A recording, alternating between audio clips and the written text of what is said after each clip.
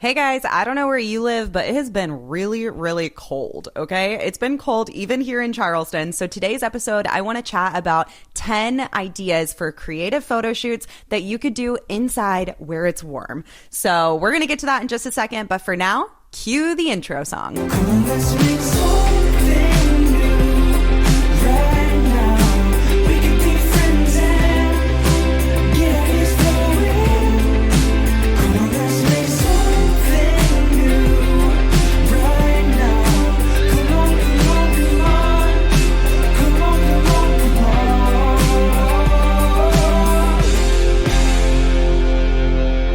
Hey guys, welcome back to Let's Create with Alex Blake. I'm your host, Alex Blake, and I am freshly back from New York City. So I got to go on a trip with my husband for our anniversary, and that was so fun, guys. I can't even tell you how awesome it was to be there for Black Friday. I mean, it was packed. Like, it was kind of crazy. It was nuts. We didn't go to like the Macy's Thanksgiving Day parade. We ended up actually flying in like right after that. So we kind of thought, oh, like the parade will be gone. It won't be as packed. And like that was true for Thanksgiving. Like stores even closed early a little bit and stuff like that. But I think we kind of forgot that we were going to be there on Black Friday. So we were in a taxi and it was taking like forever to get where we wanted to go. So we were like, you know what, let's just get out and walk. And we got out and we were like, wait, we're at Macy's right now and it's packed because it's Black Friday. So we went in and guys, it totally felt like we were in the early 2000s. Like 100% felt like it was Christmas in an early 2000s Christmas movie and it was just giving all the Christmas vibes. It was so fun. But I'm not going to talk your ear off too much more about New York. I actually want to talk about some cold weather fun ideas for photo shoots. So I don't know if you're anything like me. Sometimes I can get into like these little creative ruts where all I want to do is create, but I'm not inspired by a lot in the winter. And thankfully, I live in Charleston now, so I don't have to deal with like too cold of weather. But I know what it was like in Georgia when I would experience, and honestly, it still wasn't too cold, let's be real. But I know what it was like to experience like cooler, cold weather where I don't want to do shoots outside, but I still want to be creative. So I thought this would be a really fun episode where you can save it, you can share it, you can just tuck some ideas in your back pocket for a rainy day, literally, like when it's just cold and dreary, and all the things. I feel like when you're like super up north and you get to experience like snow and stuff, it's always fun to do like a snow shoot. But then like you get over it, you know, you want to be inside and you want to be creative in a way where you're actually warm. So I have some 10 indoor shoot ideas for you. And I just want to share them and hopefully they inspire you. Hopefully there's something that you feel like you want to create, or maybe you spin off of something where you're like, oh, actually like that's a good idea and all, but I don't want to do that. I want to do this and like build upon it. So that's the hope in this, is just that we would get to be creative together and get to kind of like explore our creativity even in the winter, even in the cold. So I do want to start off by saying not all of these ideas are for every like area. I know in Charleston, some of these locations that I'm going to say, I would definitely need to ask permission first, and I would definitely need to have a permit. But if I'm in Georgia, that's totally different. I can just show up and I know it's totally fine. So it kind of depends on your area. The rule for a lot of these things is always just call ahead and see if it's okay and see if there's a fee if you need to pay it or whatever. But with that being said, here are 10 indoor shoot ideas for cold weather. Okay, the first one is a really fun one. My friend Sue has done this one, Sue Shutterbug on Instagram if you want to go and follow her. And I think it's so fun. But the first one is grocery store aisles. Okay, picture it, guys. You have like fluorescent lights. You have like the cereal aisle or something like that, or like the freezer aisle. But like it could be really cute with a cart and you dress the model as like a part. So the model could be something like in her PJs or something like that. Or it could be like something more retro and fun. So I just think there's a lot to play with when it comes to like a grocery store aisle. And there's so many different parts to the grocery store, right? There's like the pharmacy side, there's the bakery side with cakes, there's, like I said, the cereal aisle, or the frozen pizza little spot, or dairy. Like there's so many different spots that you could utilize, and maybe you do the whole thing if you're in a small town and they don't care. In my area, we'd kind of have to stick to one spot probably, but either way, I think like you can create a shoot even just for that one spot.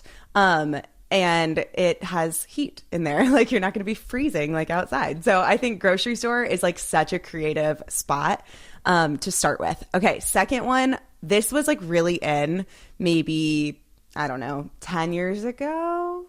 I don't know, maybe less than that. Either way, laundromat. I think these are so cool. And like I said, you could do like a retro vibe, kind of like I was saying for the grocery store, but also like there's so much like, I don't know, there's so much symmetry to a laundromat where it's like all of the circles of the dryers and the washers and stuff. And like, I don't know, they're just really cool. So you can look around in your area to find one that you specifically like. But when I've done them in the past, I've done one that was like kind of like a Rachel and Ross vibe because they like were really cute in a laundromat, you know, from Friends, if you know what I'm talking about. I did one that was like that. I've done a couple senior shoots, and then I did one that was just like a branding shoot, and she wore overalls and like a cute handkerchief in her hair. So there's definitely like lots that you can go with as far as like the fashion aspect of it. And depending on how open they are to having you, you know, I've had times where they're like encouraging it and cheering us on, like the owners of the laundromat. They're like, sit in it, like sit in the dryer. That'd be so cute. So there's definitely like fun things that you can do with that. I also really like the like reflection that you can have with some of like the doors of the washers or dryers. And yeah, there's so much that you can do with that. So that could be really a fun thing to do, especially if you're in like a city area. That could be really cool. But obviously with all of these, you always want to be like safe and very respectful too of anyone who's actually doing their laundry or going grocery shopping or whatever. Okay, the next one. This is one that I was specifically talking about Charleston. I would need a permit, or I would definitely have to pay for a fee for this, but depending on where you are, you might not have to. The third one is hotel lobby.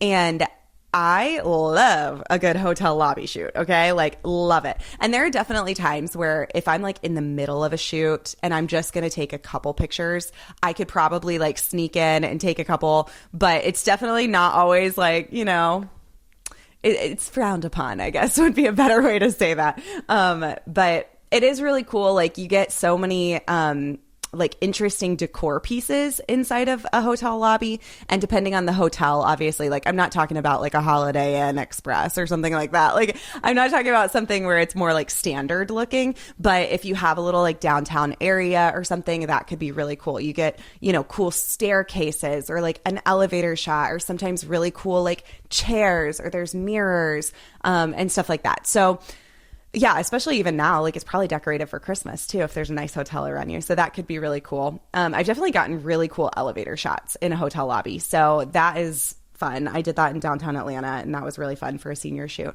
But there's definitely like lots of things that you can play with. Like I said, always call ahead though. Always, always, always be respectful of the hotel. Okay, number 4. This one is for free. You do an at-home studio. And I know this one seems simple, but if you've never done it before, like this is such a cool thing to just like move your furniture around and set up a backdrop. And maybe you have a paper backdrop like me where you've gotten it on Amazon. I use Savage, or there's another one too. It doesn't really matter. Look it up on Amazon. They're on there, paper backdrops, and you can get different colors for it. So I definitely love that. But also, I have used like bulletin board paper because it's cheaper, and I was just starting out. I've used bed sheets. I've used curtains. Like there's so many different kinds of backdrops that you can use. Don't allow yourself to just get like, oh, well, I don't have a paper roll. I can't afford it right now. I can't be creative. No, you can use anything as a backdrop. Use a shower curtain if you want. I don't care. But it's really fun, and it's cool because there's so many different things that you can do with it. You can use different props around your house to really like elevate the photo shoot or to kind of get creative with it. So there's one time, this is so random, but I used to take a lot more self-portraits than I currently do now. I really don't take self-portraits a lot. I took them for like the infertility post that I made not too long ago on Instagram. But before that, I was like, I haven't taken self-portraits in forever. But I used to a lot. And I remember I was doing like a challenge to myself every month of taking self-portraits, and I had to find a prop in my house to do it. And one time I just used a banana. Like it was so random. I had a blue backdrop and the yellow banana really popped, and I wore stripes, and it was really like a fun kind of pop of a it felt very like energetic, the shoot, because of the colors. And so it is a really cool, creative kind of venture to have to figure out what kind of shoot you're going to do just based on what's in your house. So I love that idea. And I think it's a fun one because anyone can do it. You don't have to feel too much pressure to call ahead somewhere. Like, no, you can do that at home every month if you want for a self-portrait, or you can invite a model into your home or whatever you want to do. And then number 5, a coffee shop. I love this one, especially here in Charleston. We have so many cool coffee shops, and it is always like really, really fun to do shoots in coffee shops. I even actually, Zach and I did a shoot in a coffee shop, and I had a photographer friend take photos of it, and it was like so us and so cute. So it's cool because there's so many different vibes that you can look for coffee shops. Like some are more modern, and some have, the one we went to was like very surfy and had blues and whites, and felt almost like a little bit boho. And then there's like some that might feel like really cozy and antique-y. And it's cool because you can like really, I don't know, plan the shoot based on the look of the coffee shop. And that's always fun too, because I think most of the time it'll give you some like low light practice too, because you might not have a ton of window space depending on the coffee shop. And it's just always fun to challenge yourself like that too. I love whenever I do a coffee shop, though, I will say this, if there is a window, I will stay to make sure that like if somebody leaves the window spot that I can run and grab it, because I love getting a shot of someone drinking coffee through a window. That is like every time I do a coffee shop shoot, that's the one shot that I always really, really want. So I love that one. Number 6, a thrift store or an antique store or like a vintage store or something like that. I haven't actually done this one, but when I was thinking about it, I was like, that could be really fun. Like, what if there's a challenge in there too, where you and the model have to pick out the outfit in the thrift store before shooting in the thrift store? That could be really fun. Like I said, call and ask permission first, but I think it could be a really fun idea, and there's so much to play with. And maybe you play around with like the changing room or in between the clothing aisles, or by like the dishes and home decor in a thrift store. It could just be really cool. Okay, number 7 is bookstore, or library, I guess I should say, library or bookstore. But I love this one too. Anytime that I've done this, they've come out with like some of my favorite pictures. I've definitely done this for both couples and seniors. And I think this one is really fun too. It also gives you that low light practice most of the time, as you're kind of respectful. I have also been given permission to use flash in one of our libraries downtown. So I've done that, which is really fun too. But a lot of the time they kind of want you to be respectful. So I tried not to use my flash, but it gives you some good practice with the low lights. I love getting like shots in between shelves if I do that, or like a stack of books with like a detail shot of their hands. There's just so much like that you can play around with books. And I think it fits really well into like what's very much trending right now in the photography industry, with like the more filmy kind of vintage vibe, more like cinematic. So I definitely think that one is really, really fun. And it's cool too with like bookstores. You can always like collaborate with them too, where it's like, hey, I want to do a shoot. I'll tag you when I post it. And there's some incentive there to allow them, or for them to allow you to come and shoot. Okay, number 8. Number 8, hear me out on this one, but a greenhouse section of like Home Depot. Or whatever you have, Lowe's, or like if you have a plant nursery or something like that near you. But I've done a shoot in the Home Depot like nursery section, and it's really cute. And I know it sounds like kind of funny, but they were totally fine with it when I did it. It was just pictures of myself, and I had Zach take them. This was a while ago, and it was back in Georgia. But it's usually like not too cold in there, depending on the section. Like if it's like a true greenhouse, then obviously it's like covered and everything. And that was really cool. But then sometimes at Home Depot or Lowe's, it's like open and exposed a little bit, but it's not too bad in there because it has like a little bit of a covering. But anyway, all that to say, I think that is really fun because it's like very green, whereas in the winter, a lot of the time things have obviously like dyed and you don't get a lot of green in your shots. And so if green is a color that really like sparks your inspiration as far as photography goes, this might be a really good option for you. For me, that color is blue. So anytime that I can get blue in my pictures, I, for whatever reason, light up. Like I love the color blue. So that's why I love going to the beach, or I love getting like a very blue sky in my shots. But if green is that for you, then winter must be hard for you as a photographer because you're not going to feel as inspired by your work. So anytime that you can go towards those green colors in something like a greenhouse, then totally do it. Well, hey guys, breaking into my own podcast just to pause and say that you need to save the date for my favorite weekend of the entire year, Photo Camp. Photo Camp is my educational content weekend for photographers where we get to grow in community, in creativity, and in coaching. And this year in 2026, Photo Camp is going to be May 21st through 23rd. It's going to be on the same summer camp that it has been on Seabrook Island, South Carolina, just an hour outside of Charleston where I live.